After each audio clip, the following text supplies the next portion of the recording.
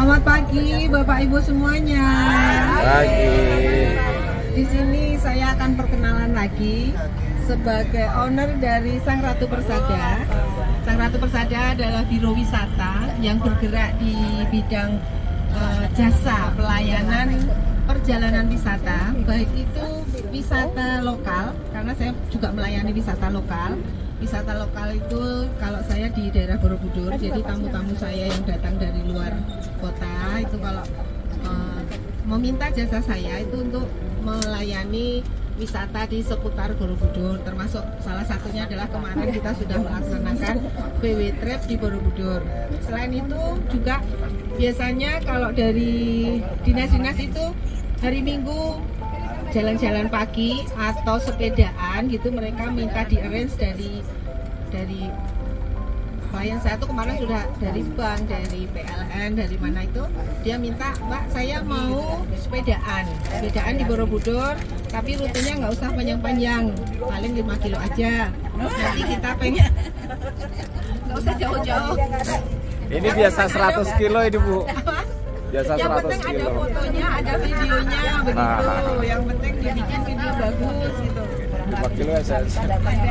Nanti yang pengerjaannya ada masakan, ada minum air kelapa satu begitu. Nah itu salah satu yang saya arrange di seputaran Candi Borobudur. Kemudian saya juga ada wisata yang namanya pariwisastra. Jadi Apa itu Bu? Pariwisastra itu pariwisata yang bergerak di bidang sastra bagi mereka-mereka yang berminat khusus untuk mempelajari relief-relief yang ada di Candi Borobudur. Nah, sejarah. Ya, jadi kadang kan mereka datang ke Borobudur hanya melihat reliefnya saja, tapi tidak tahu itu Artinya. ada artinya apa, ada cerita apa di balik itu gitu kan. Kalau di Candi Borobudur tuh yang relief paling bawah sendiri itu yang Karmawi Bangga gitu. Kenapa dinamakan Karmawi Bangga itu karena menceritakan tentang zaman jahiliyahnya orang zaman dulu dengan segala perbuatan-perbuatan yang kurang bagus, kurang terpuji, maksiat gitu. Nah itu tapi kalau sekarang setelah adanya renovasi Candi Borobudur itu relief Karmawi Bangga itu kan ditutup karena di situ banyak relief-relief yang gambarnya kurang bagus kalau dilihat, apalagi untuk anak-anak. Agak parno ya. Agak parno ya. Agak parno beneran. Apa itu Pak Parno? Jadi hanya disisakan 4 relief di ujung tenggara. 4 relief di ujung tenggara yang menggambarkan perbuatan baik manusia dan perbuatan buruk manusia akan mengakibatkan hal-hal seperti ini gitu. Jadi kalau di Jawa itu kan dibilang ngunduh lohing pakarti gitu kan ya. Jadi orang kalau berbuat baik pasti akan mendapatkan hal yang baik. Kalau perbuatannya jahat juga dia pasti akan mendapat akibatnya. Nah itu di saya itu dinamakan pariwisastra. Jadi orang-orang yang berminat khusus dengan sastra itu menghubungi saya. Nanti Mbak saya kok pengen tahu ya cerita Candi Borobudur. Nah itu nanti kita juga ada guru khusus yang bisa menceritakan tentang Candi Borobudur gitu. Nah itu salah satu yang saya promokan.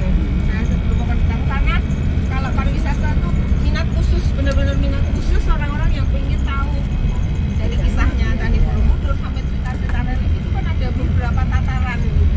Sampai dengan Parinibbana. Cek. Sampai dengan Parinibbana itu Buddha wafat yang setelah dikremasi abu jenazahnya diletakkan di stupa paling atas. Kalau menurut Agama Buddha ya? Umat Buddha seperti itu ya. Diletakkan di Candi Borobudur stupa paling atas. Nah itu adalah abu dari Buddha Gautama. Ceritanya begitu tangan katanya. Nah, itu salah satu yang saya tawarkan. Kemudian saya juga di dalam biro wisata saya juga menawarkan untuk outing class untuk sekolah-sekolah baik itu dari TK, SD, SMP, SMA, kemudian perjalanan dinas mereka ingin kemana gitu. Nanti saya juga mengarrangekan untuk itu. Juga ada wisata-wisata overland dari keluar dari Magelang, Jogja gitu, keluar ke Bali, misalnya ke Lombok begitu.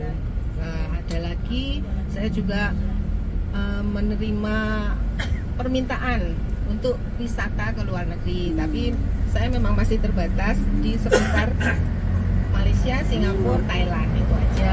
Kalau ya. biro saya masih seputar itu gitu. Umroh belum ya Bu? Kiranya ada lagi. Biro perjalanan wisata saya ini, Sang Ratu Persada ini terletak di Dusun Ngroto. Alamat rumah saya itu Dusun Ngroto, Desa Deangan, Kabupaten Magelang.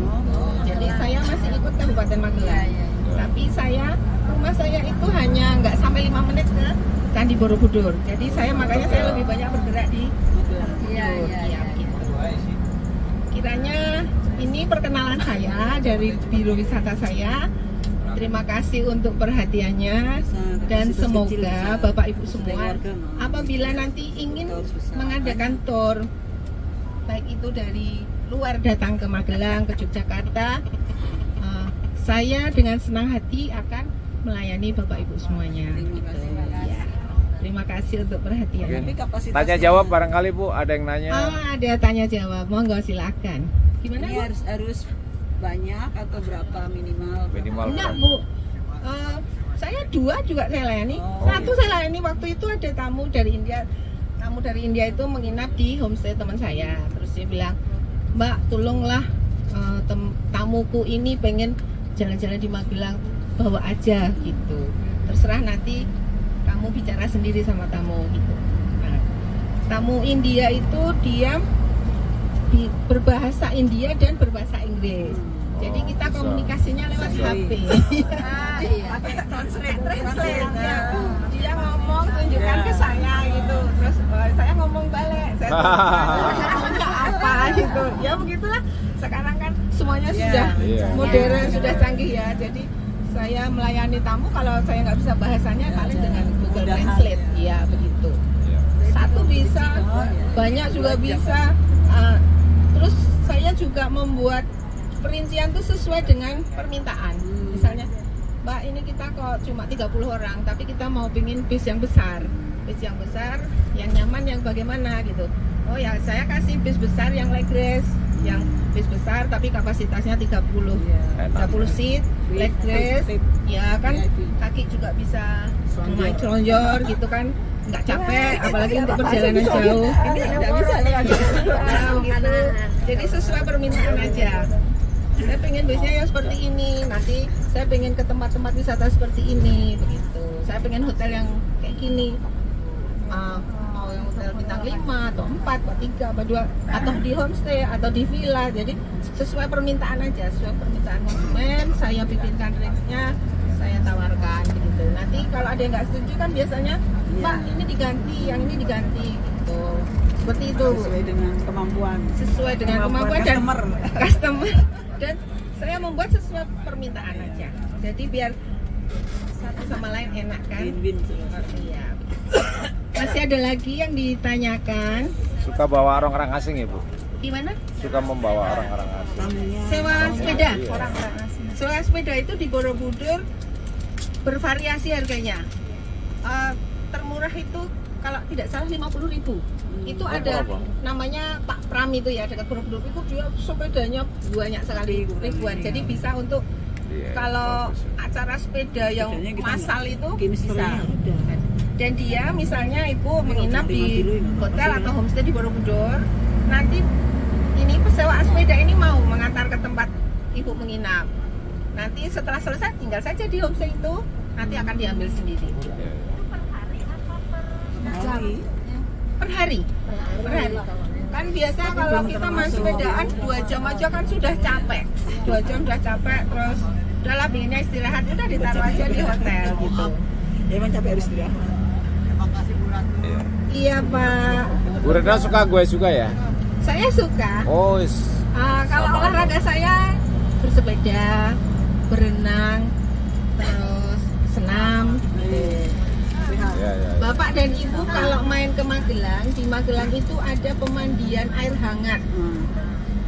Ada 5 atau 6 pemandian air hangat. Nah itu enak sekali kalau untuk berendam-rendam, seperti di jacuzzi gitu. Jadi kita benar-benar badan kita yang capek itu bisa untuk menghilangkan capek-capek di tempuran. Iya.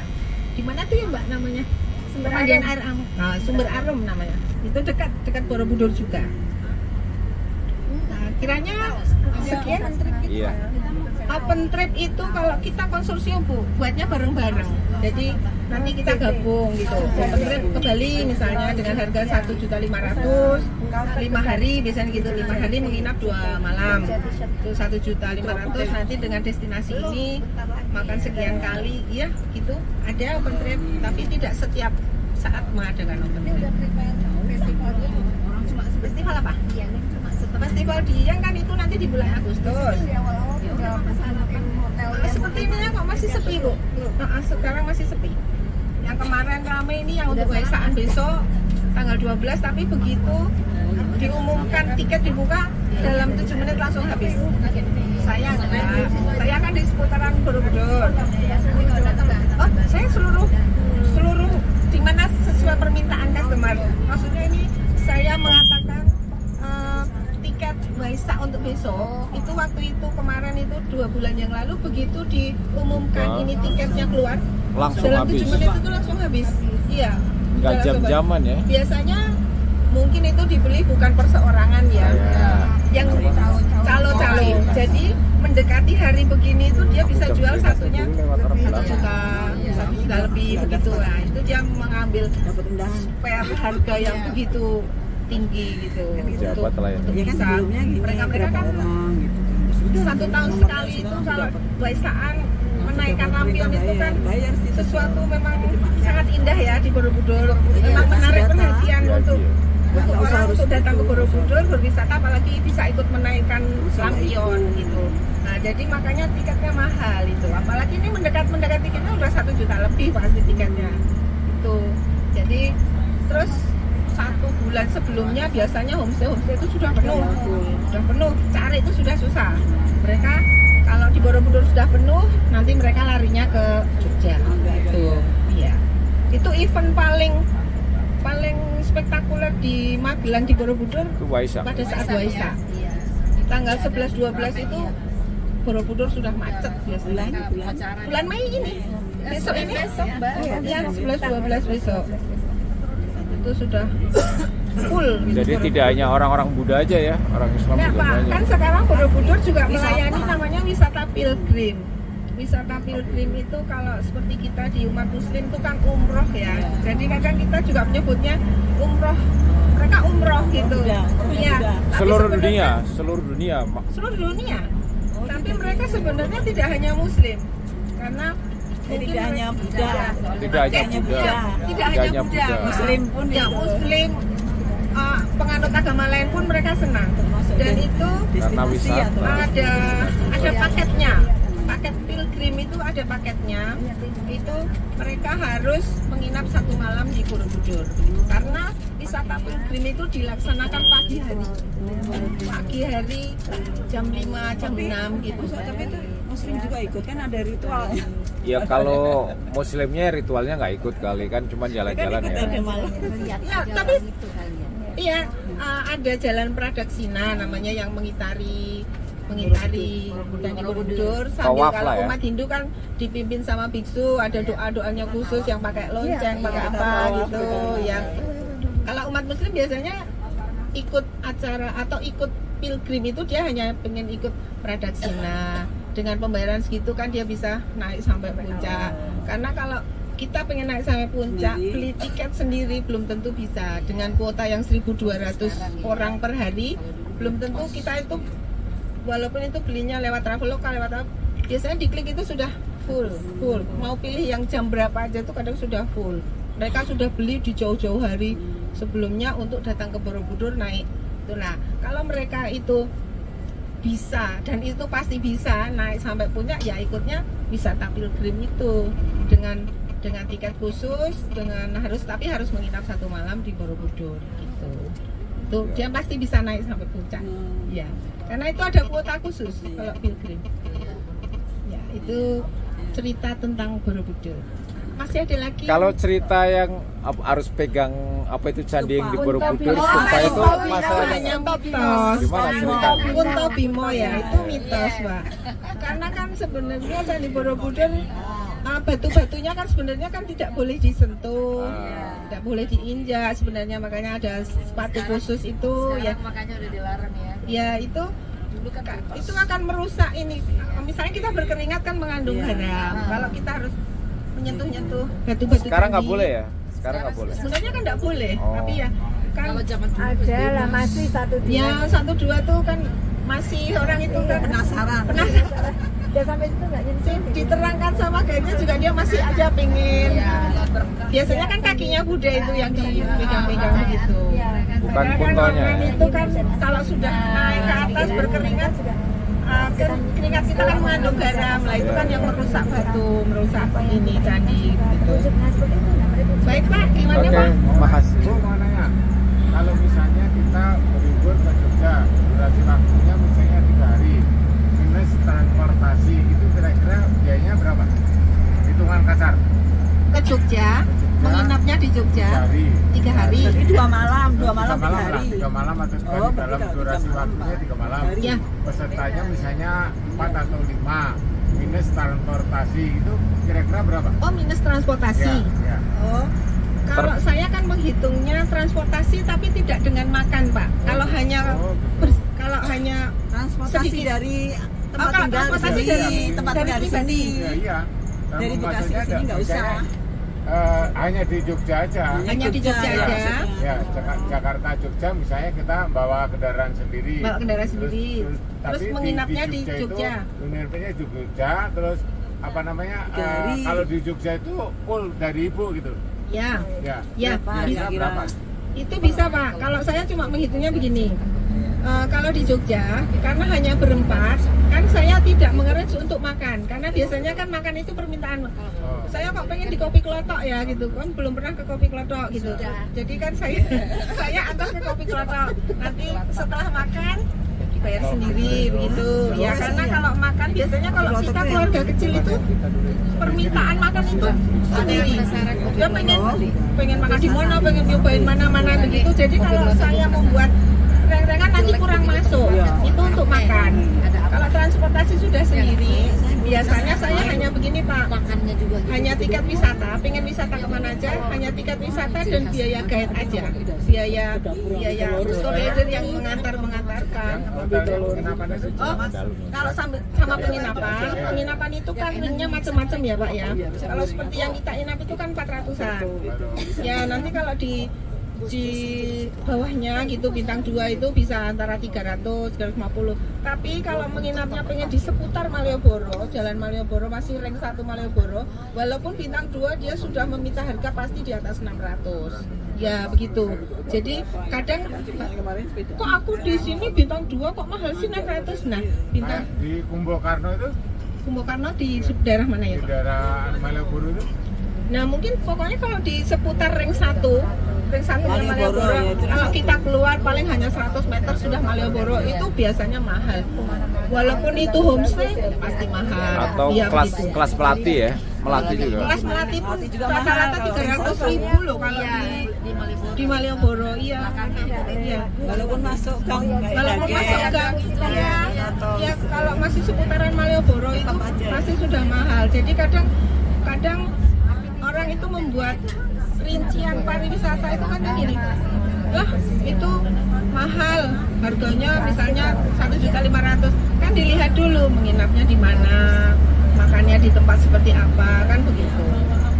Kalau itu Pak, kalau misalnya 3 hari 2 malam itu berarti 2 malam. Ya. 2 hari 3 malam 3 hari 2 malam itu kalau saya hitungkan per orangnya ya, per orangnya itu kalau Kisarannya. hotel yang seperti kita gitu aja lah. Itu hotelnya aja per orang kalau 2 hari kan sudah 400. Tapi harus mencari kamar yang memang berisi dua. Kalau 5 nanti ganjil Pak. Kalau 5 nanti kan yang satu misalnya sendiri atau tambah extra bed. Nah, gitu ya. jadi kurang lebih untuk hotel 400 kalau untuk 3 hari 2 malam. Nanti makan kan sendiri, transport sudah sendiri. Nanti tinggal HTM-nya mana. Itu pilihan wisatanya mau wisata yang mahal atau murah.